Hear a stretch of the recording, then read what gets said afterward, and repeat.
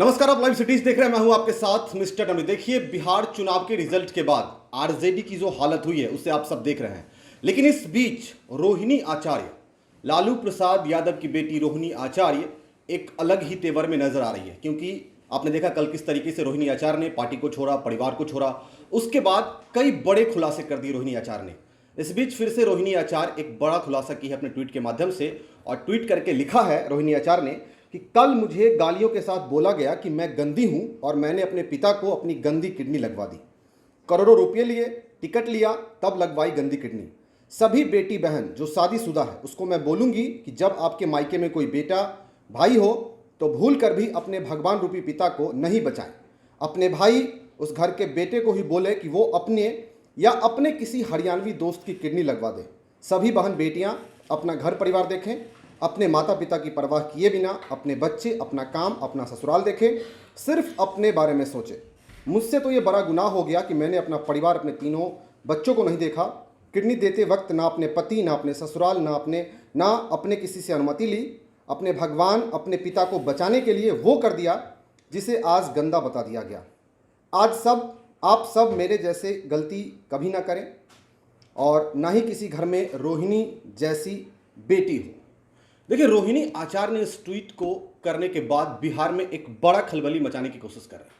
क्योंकि जिस तरीके से रोहिणी आचार्य ने तेजस्वी यादव और उनके हरियाणवी दोस्त यानी कि सीधा सीधा संजय यादव पर हमला बोला है और कहा है कि हमने जो पिता को किडनी दिया, हमने पिता को बचाने की कोशिश की, जो कोई नहीं करता, इतना बड़ा रिस्क लिया, अपने परिवार के खिलाफ गई, ना किसी से पूछा, ना अपनों से पूछा, ना परिवार वालों से पूछा, हमने इतना बड़ा रिस्क लिया, अपने पिता को किडनी दी, अपने पिता की जान बचाई।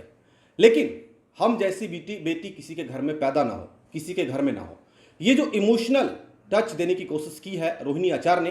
हालांकि किसने आरोप लगाया रोहिणी आचार्य के ऊपर कि वो किडनी फेक थी, या फिर गंदी किडनी दे दी, या फिर टिकट के बदले किडनी दी, या करोड़ों रुपए के बदले किडनी दी, इन सब बातों का खुलासा नहीं हो पाया है।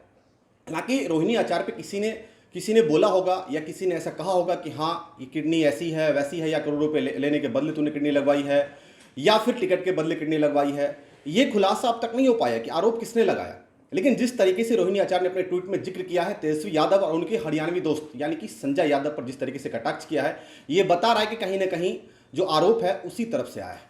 लेकिन इस वक्त रोहिणी आचार्य ने जो भी बातें कही है ट्वीट के माध्यम से, ये बहुत ही इमोशनल कर देने वाला है, बहुत ही भावुक कर देने वाला है। जिस तरीके से एक बेटी ने अपने पिता को अपनी किडनी दी, किडनी देने के बाद जिस तरीके से उनके ऊपर आरोप लगे और वो भावुक होकर ये ट्वीट की है और कहा है कि हमने पिता की जान बचाई, आप सब ऐसा काम ना करें। मतलब साफ साफ कह रहे कि बिहार की कोई बेटी अपने पिता की जान ना बचाए। अगर उसके घर में कोई बेटा हो तब, कोई भाई हो तब। ऐसे में रोहिणी का ये ट्वीट जो है वो काफी वायरल हो रहा है। रोहिणी कल से ही लगातार बिहार की राजनीति में ट्रेंड कर रही है। लेकिन देखना होगा जिस तरीके से वो परिवार से दूर हुई है, पार्टी से दूर हुई है, अब तेजस्वी यादव के सामने एक बड़ी चुनौती है कि वो बिहार के जनता को एकजुट करे। क्योंकि जिस तरीके से जनादेश मिला है, जितनी सीटों पर आरजेडी सिमट गई है, वो आरजेडी के इतिहास में एक बड़ा ही गहरा घाव कहीं ना कहीं देने का काम किया है।